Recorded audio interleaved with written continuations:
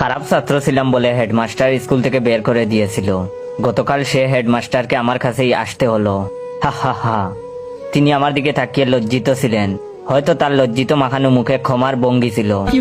তার কাজটা করাতে আমি কোনো টাকা নেইনি, যাতে তিনি বুঝেন সে অপমানের উত্তর।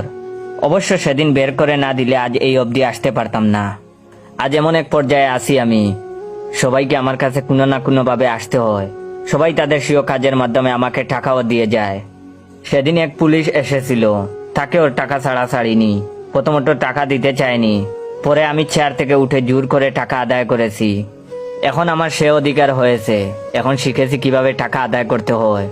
বড় বড় অফিসাররাও আজ আমার ছায়া তোলে, ভাবতেই ভালো লাগে। অথচ যখন টাকার অভাবে এসএসসি পরীক্ষায় হাত পেতেছি এসব নামকরা বড় লোকদের কাছে, কেউ সেদিন সে খালি হাতকে বরিয়ে দেয়নি, ফিরে তাকায়নি অবধি। অবশ্য তাকালে আজকের পর্যায়ে আসতে পারতাম না। হা হা হা হা। প্রতিটা প্রতিষ্ঠিত শিক্ষিত মানুষের উচিত একজন করে শিক্ষিত মানুষ তৈরি করা, লালন করা। অথচ কেউ করে না। যদি করতো সেদিন টাকার অভাবে আমাকে কাঁদতে হতো না, রাস্তায় দাঁড়াতে হতো না। অবশ্য করলে আজকের পর্যায়ে আসতেও পারতাম না। তাই ধন্যবাদ তাদের। ভাবতেই ভালো লাগে, যে মেয়েটি আমাকে প্রত্যাখ্যান করেছিল টাকা ছিল না বলে, সে মেয়ের হাজবেন্ডও গতকাল এসেছিল। হা হা হা। অন্যরকম ভালো লেগেছিল আমার কাছে। লজ্জায় সে বাইরে ছিল, আমার অফিসেও ঢুকতে পারেনি। অবশ্য সেদিন টাকার জন্য আমাকে রিজেক্ট না করলে আজকের পজিশনে আসতে পারতাম না। হা হা হা। তবে তার লাঞ্ছনায় একটা কথা বুঝেছি, ভালো ছেলের জন্য মেয়েরা তাদের হাত ধরে না, মেয়েরা হাত ধরে শুধু টাকার, শুধু টাকার।